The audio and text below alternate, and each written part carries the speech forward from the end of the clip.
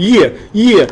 This is Mr. Norris. And Mr. Lawrence. And we are bringing you video number 2 in Reconstruction. This one is on radical Republicans. Ready to get going, Mr. Lawrence? Let's do this. All right, so what does it mean to be radical? We'll throw this term around a lot today, the term radical. We need to first figure out what it means. What do you think radical means? So take a second, and in your provided space in your packet, and write it down. There's a little bubble, thought bubble. Write down what you think radical is. Yeah, pause it and write it down. All right, tell us what you think radical is. That's a good one. Mm-hmm. Ooh, that one's good too. Oh my God, that was amazing. Yep, they're all good. Yeah, which one did you like best, Mr. Lawrence? I like the one that brought up some past knowledge we discussed. The idea to be extreme in some historical examples. I did talk about John Brown. Somebody mentioned John Brown. Absolutely. This guy here, who was a radical abolitionist, or somebody who favored in an extreme form to get rid of slavery. Certainly extreme for that time. So John Brown is a dude that we're familiar with. And this guy, Charles Sumner, is somebody you will be familiar with in this unit. He was a radical Republican in the Senate. His head bashed in with a cane, too. Did you know that? Cane and Charles Sumner, yeah. Right. So let's talk about radical Republicans. 3 major features to radical Reconstruction. All right, the first was that the South will now be divided into 5 military districts controlled by the Army. So half the United States under this plan will be controlled by the military. There will not be any civilian control whatsoever. Also, we will see new state governments that had to give African Americans the right to vote. This is another idea that we talked about in our previous video, and we will see this in the 13th Amendment. So in our last video, we talked about the 13th Amendment, which abolished slavery. And in this video, radical Republicans will take it a step further and require these southern states to give African Americans the right to vote. But it's not every African American. Who is this specifically, Mr. Lawrence? We're talking African American males. Males, very good.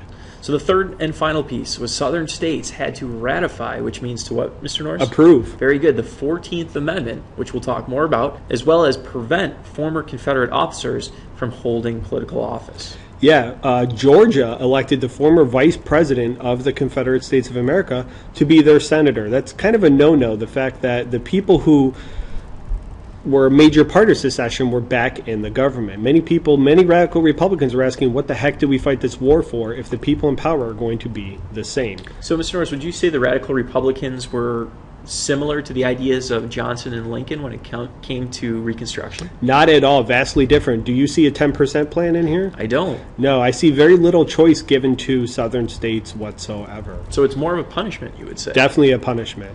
And speaking of punishment, we're going to figure out why President Andrew Johnson was punished. And we're going to have this term impeached. Can you remind us what impeached means? All right, so impeached is a process of possibly removing either a president or possibly even a judge from office. And it's a 2-step process that begins in the House of Representatives, where the House of Representatives can vote to impeach, which means to bring charges against, say, a president.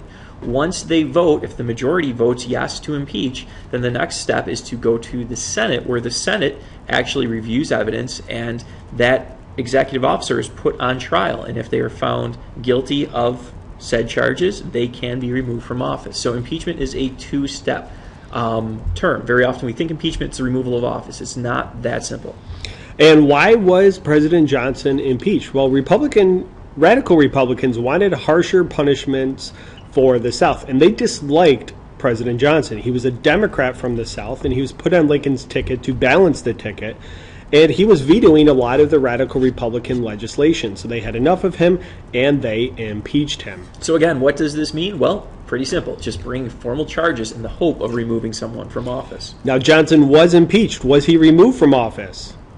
Drum roll. No, it was 1 vote shy of that 2/3 majority of senators. So he came wicked close to being removed, but he was not.